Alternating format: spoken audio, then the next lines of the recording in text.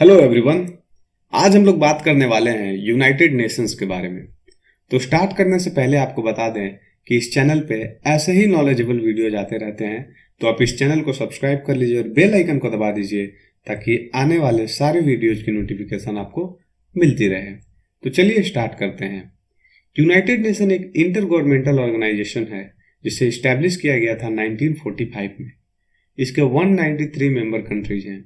United Nations का headquarter New York में located है। यूनाइटेड नेशंस के secretary general chief administrative officer होते हैं। यूनाइटेड नेशंस जो टर्म है इसे कॉइन किया गया था फ्रैंकलिन डी रूजवेल्ट के द्वारा।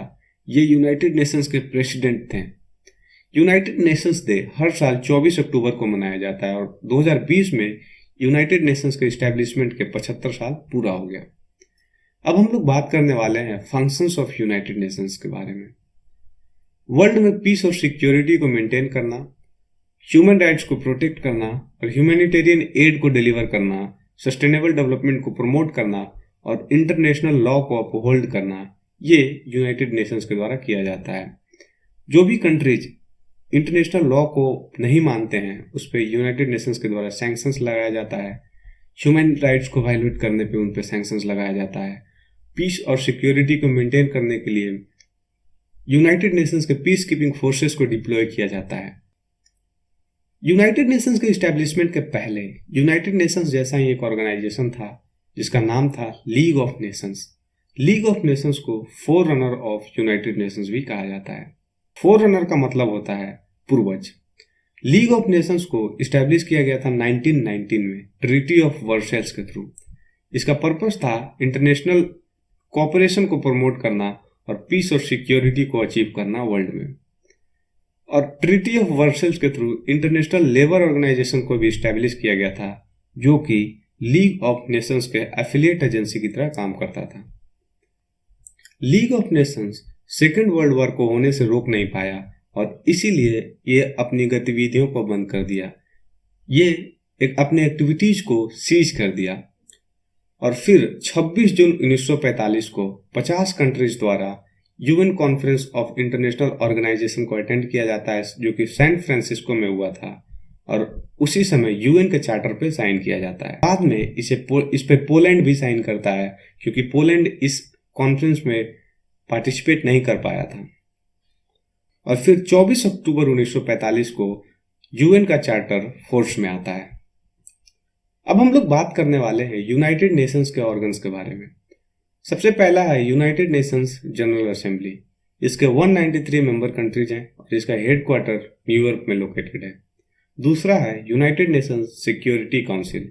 इसके 5 परमानेंट मेंबर हैं और 10 नॉन परमानेंट मेंबर्स होते हैं। जो 10 नॉन परमानेंट मेंबर्स हैं वो हर 3 साल पे इलेक्ट किए जाते हैं।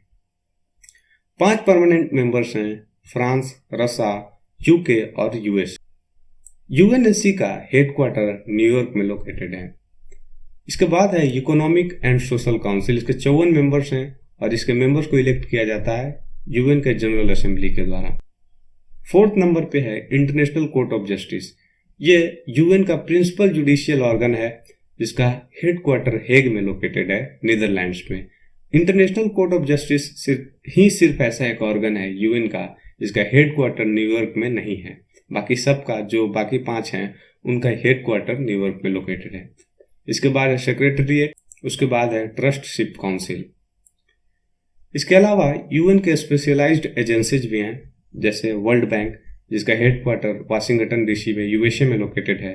वर्ल्ड हेल्थ ऑर्गेनाइजेशन जिसका हेडक्वार्टर जिनेवा में लोकेटेड है स्विट्जरलैंड में। UNESCO the United Nations Educational Scientific and Cultural Organisation जिसका हेडक्वार्टर पेरिस में लोकेटेड है फ्रांस में। आईएमएफ इंटरनेशनल मॉनेटरी फंड जिसका हेडक्वार्टर वाशिंगटन डीसी में लोकेटेड है यूएसए में। ILO the International Labour Organisation जिसका हेडक्वार्टर जिनेवा में लोकेटेड है स्विट्जरलैंड में। तो बस आज के लिए इतना ही। ये सब था यूनाइटेड नेशंस के बारे में। जो भी डाउट्स है आप कमेंट सेक्शन में पूछ सकते हैं या कोई सजेशन है तो आप कमेंट सेक्शन में दे सकते हैं। इसके लिए थैंक यू सो मच। आप इस चैनल को सब्सक्राइब कर लीजिए और बेल आइकन को दबा दीजिए ताकि आने वाले वीडियोज की नोटिफिकेशन आपको मिलती रहे।